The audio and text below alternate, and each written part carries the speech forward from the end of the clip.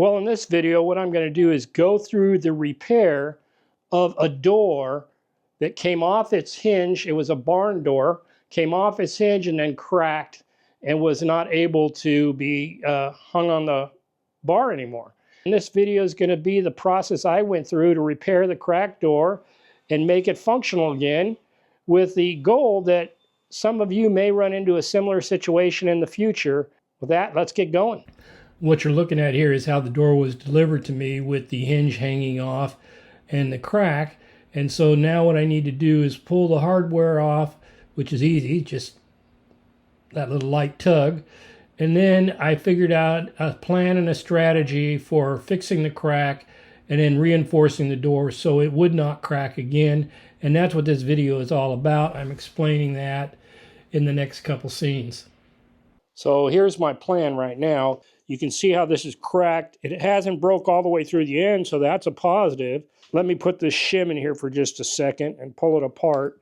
And you can see there's room for me to put some glue in here. But the problem is the door is so long, I don't have a good method for putting a real clamp on it, I'll call it. So what I'm going to do is I'm going to use a combination of Starbond CA glue and put a couple drops in there to help with the bonding. I'm also going to use Titebond 3 in the joint, and I'll use my vacuum to pull the glue through all the way to the bottom. And then I will clamp it up with two methods.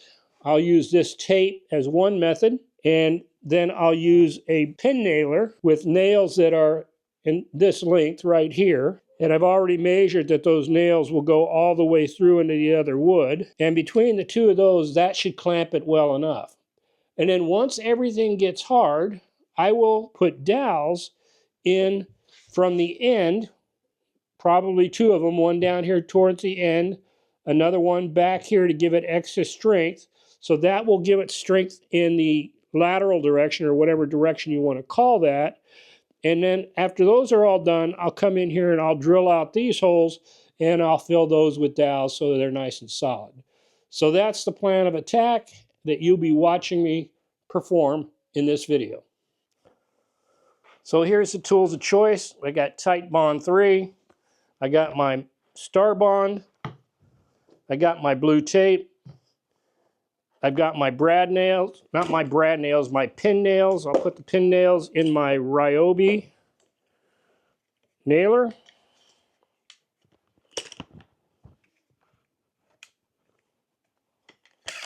This thing comes in handy, and we're set to go. So I do want to pull this apart just a little bit.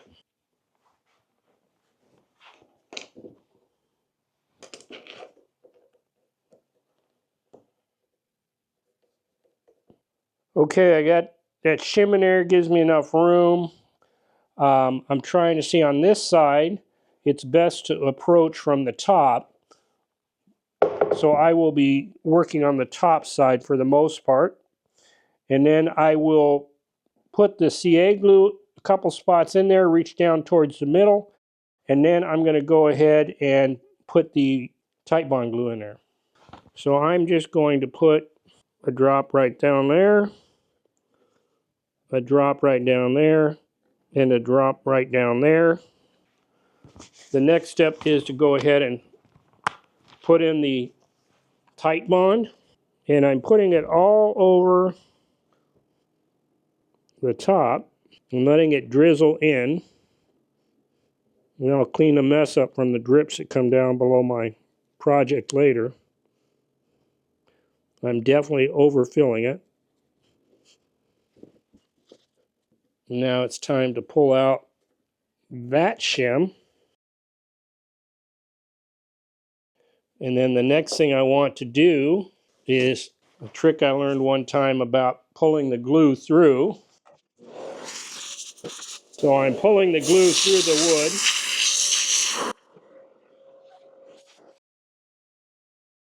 wood. My next step is to put some clamping pressure with this tape.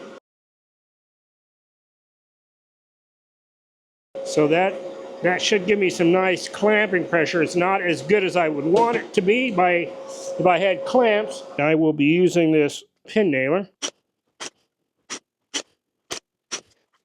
And once again, after everything is glued up nice and tight and sits for a day, I'm going to go ahead and put some dowels in the end here. All right, now we're at the point of putting dowels in here. We glued this together. It's nice and tight. It's been sitting actually for a couple days. Took me a little longer to get back to it, but you know how it is. Life gets in the way and we get busy. So now the first thing I want to do is I want to make sure I've got a 1/2-inch drill here.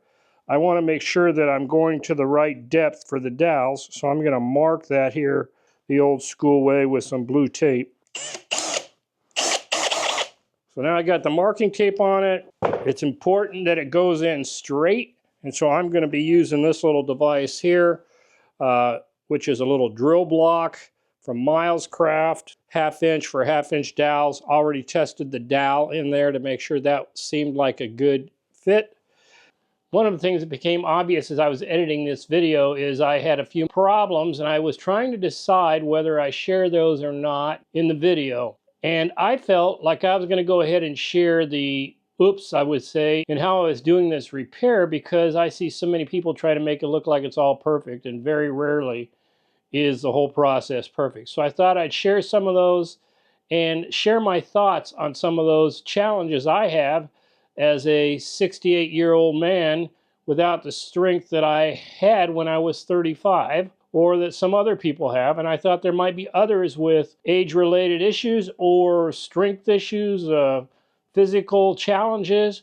And I want everybody to know that you can work through these things. You just have to think through them. So that's why I shared that in this video. And if you don't want to see me rambling on or talking about my challenges, go ahead and fast forward. You've got the basic technique of what I'm doing. And if you think you know how to do all that and don't want to watch somebody struggle, well, go on to the end or move on to another video. In any event, I always like watching people's stories and how they make it through the journey. If you do like what you're seeing in this video, then give me a thumbs up, a like, a comment, a share, and hopefully subscribe so that you can see future content coming out. With that, let's move on with the video.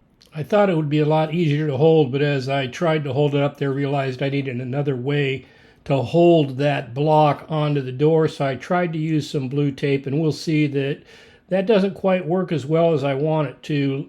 In my videos, I try to show you my own lesson learned, and I learned that my hand strength isn't strong enough to use this methodology.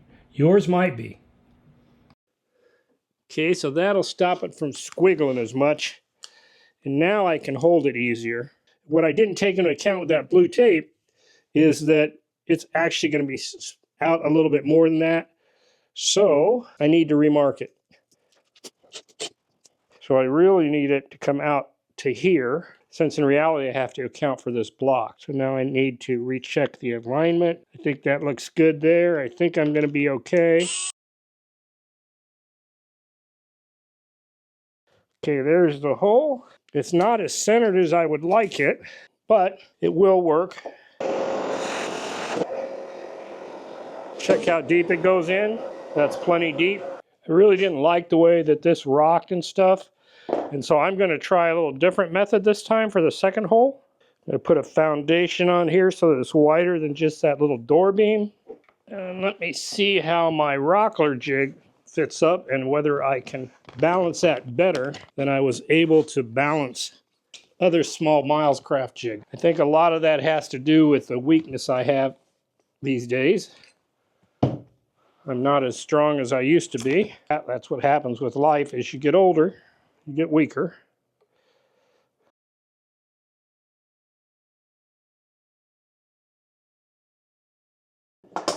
Now what you see me struggling with is trying to make sure I get everything aligned, and the challenge of being weaker, I've lost a lot of my hand strength and other things that will help me keep things steady.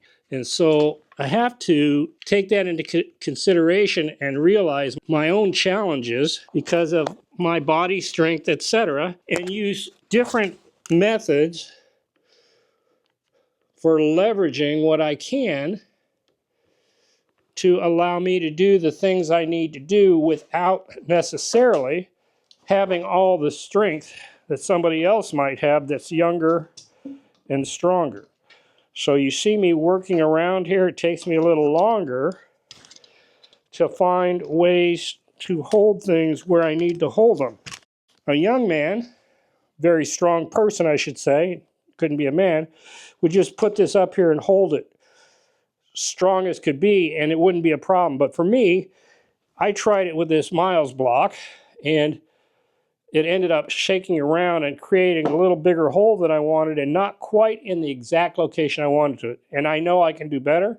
So that's what you see me doing at this time, is figuring out a way to accomplish what I want to accomplish because I know I can. And I'm checking the location, making sure everything looks square so that when I start to drill it, it will be where I need it to be. So some of you young bucks may be saying this is a lot more effort than's needed, and for you it might be.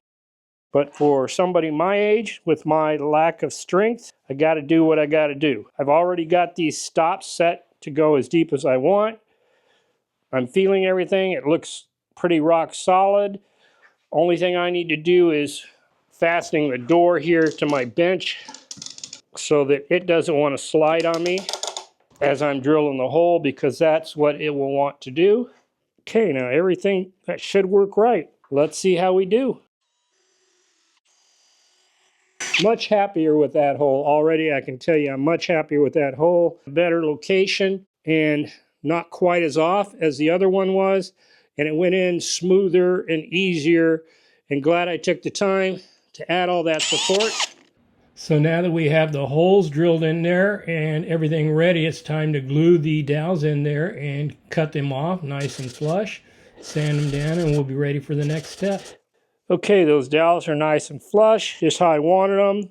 They'll keep this strength of this door holding this crack, although it was already glued. It'll hold these two pieces together.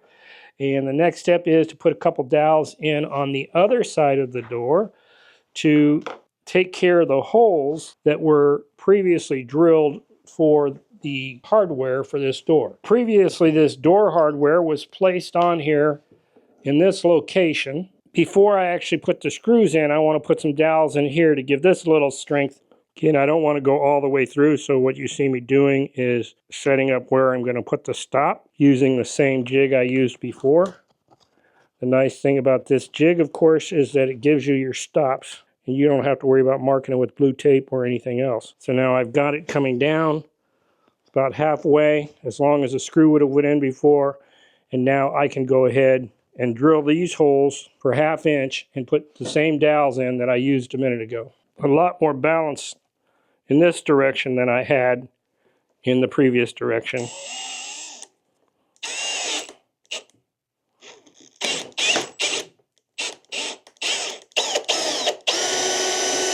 Well, that's kind of a bummer because it chipped out here, so now I'm going to have to repair that too. I guess that's what happens when you have an aggressive brad point drill bit, but I'll figure out how to fill that up after I put the dowel in. At this point, we'll go ahead and drill the holes for the dowels. Then we'll put the dowels in there and the glue and get everything ready so that we can reinstall the hardware after everything's cut flush and sanded down. So I do have this little chip out here that I'm going to have to deal with later, but I'm going to do that after this dowel is completely dried in, and then I'll deal with that later. So I just spent the last couple minutes, I didn't get a real good filming of it, of me cleaning up this cracked area with this chisel and getting it squared away. And now I've just marked this piece of wood, and I'm going to try to cut it close to size. And so I'm cutting it this way, and then I'll cut it a little bit high, kind of this bounding mark right here and here. So, all right, we're at the point where we're going to try to cut this little shim down. This is the side that we want, so we're going to cut it right along this edge here, and then make a couple other cuts when I get it thin enough.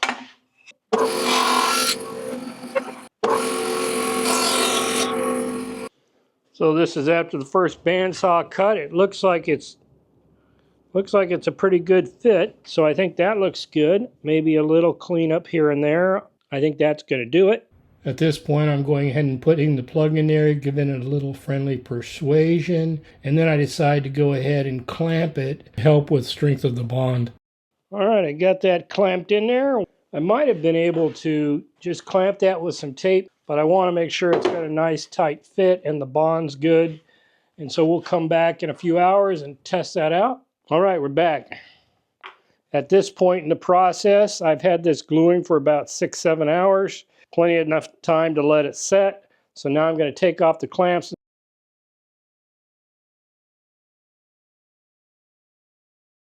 Everything feels nice and tight here. So I'm going to go ahead and trim it down. Again, remember this is all going to be painted anyway. Okay, that turned out okay. Now I just have to sand it. Use my Surf Prep sander here. First put on 80 grit. This one's kind of wore out. I may need another piece. We'll see. Use the sander to sand down everything and get it nice and flush so that some paint can be applied later and cover up the repair. Okay, that should actually paint over pretty good and everything disappear when it's done. And now we're finally ready to reinstall the hardware. Overall, I was really happy with how this repair came out. I did lose one of the original screws, so I replaced it. That's why you see the silver one. But all of that will be painted over black, and I think the repairs will just disappear. I like the way it turned out, and I know my friend did also. Well, there you have it. The door's repaired.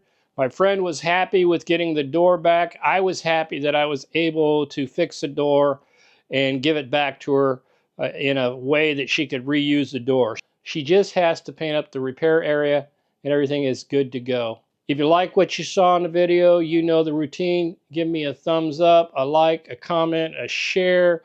All that helps get the information in front of YouTube. If you like the content you saw here or other content that I put out, go ahead and hit that subscribe button and hit the all bell and you'll be notified when things come out. With that, I'm wishing you a productive day, some time in the shop, until we meet again in this medium.